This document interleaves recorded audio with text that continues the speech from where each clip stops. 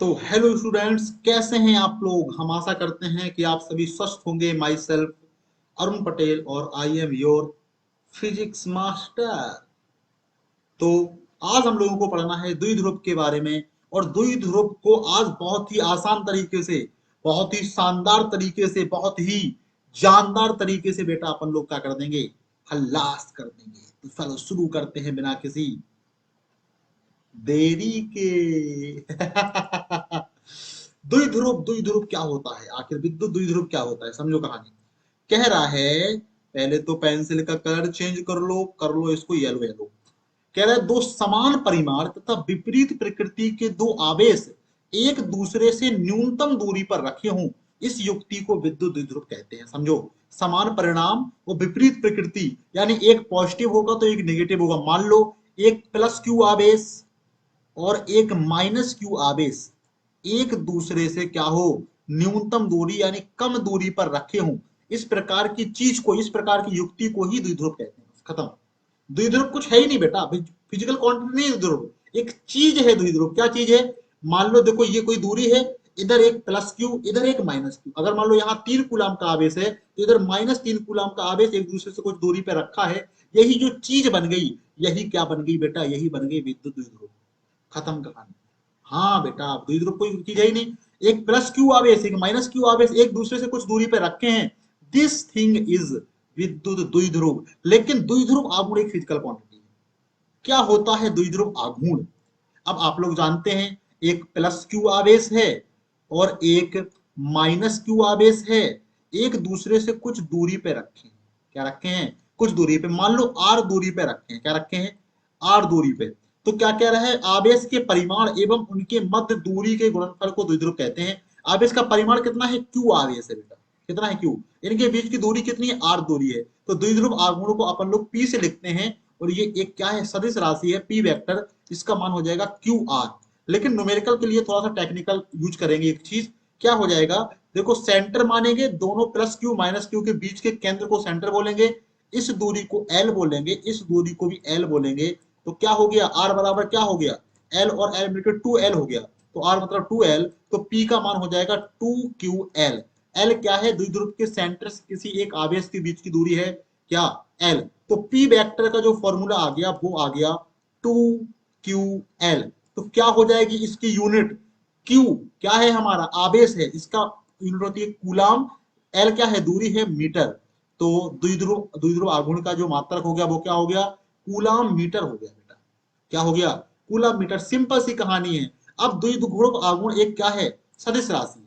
क्या है? सदिश राशि। तो देखना, ये मान लो प्लस क्यू है, ये क्या है, प्लस क्यू है, ये हमारा माइनस क्यू है, और ये क्या है, द्विध्रुव है। हमेशा ही द्विध्रुव आघूर्ण पी वेक्टर की डायरेक्शन क्या होगी, माइनस क्यू से प्लस क्यू की तरफ होगी। याद रख लेना, पी वेक्टर की दिशा, पी वेक्टर की दिशा वेरी वेरी इंपॉर्टेंट चीज है ये, दिशा माइनस क्यू से प्लस क्यू की तरफ होती है, तरफ होती है। इसमें कोई टेंशन की आवश्यकता आपको लेनी है नहीं। छोटी सी एक चीज और है, द्विध्रुव की भौतिक सार्थकता। अब द्विध्रुव की भौतिक सार्थकता क्या होती है?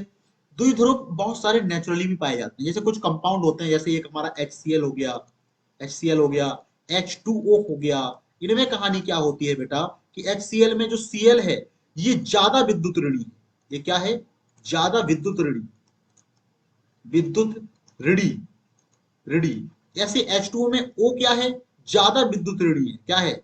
ज्यादा विद्युत, विद्युत ऋणी, ऋणी। तो क्या होती है इसमें कहानी, HCl, जैसे मान लो HCl है, क्या है, HCl, ये इलेक्ट्रॉन Cl अपनी तरफ खींच लेता है, इसके ऊपर आ जाता है आंशिक ऋणावेश, इसके ऊपर आता है आंशिक धनावेश। तो देखो, प्लस धनावेश और माइनस ऋणावेश, ये क्या बन गया, एक द्विध्रुव की तरह हो गया। और इसीलिए इसको कहते हैं नेचुरल द्विध्रुव। क्या बोलते हैं? द्विध्रुव। और ये जो अणु, जो कुछ अणु होते हैं केमिस्ट्री के, ये क्या दिखाते हैं, ये ध्रुवणता दिखाते हैं। ऐसे कहते हैं कि ये किस प्रकार के अणु है, ये है ध्रुवित अणु है बेटा। और अगर हम लोग कहें कहें कि जो है मानव निर्मित द्विध्रुव क्या होता है, तो एक प्लस क्यू ले लो आप और एक माइनस क्यू ले लो, एक दूसरे को अल्प दूरी पर रख दोगे, तो ये क्या हो जाएगा, मानव निर्मित द्विध्रुव हो जाएगा। ये जो प्रकृति में पाए जाते हैं, ये क्या कहलाते हैं, ये कहलाते हैं नेचुरल द्विध्रुव कहलाते हैं। तो यही भौतिक सार्थकता है कि फिजिकली रूप में भी बहुत सारे द्विध्रुव आपको नेचुरली रूप से देखने को क्या होते हैं, मिलते हैं। ध्रुव मतलब पोल्स।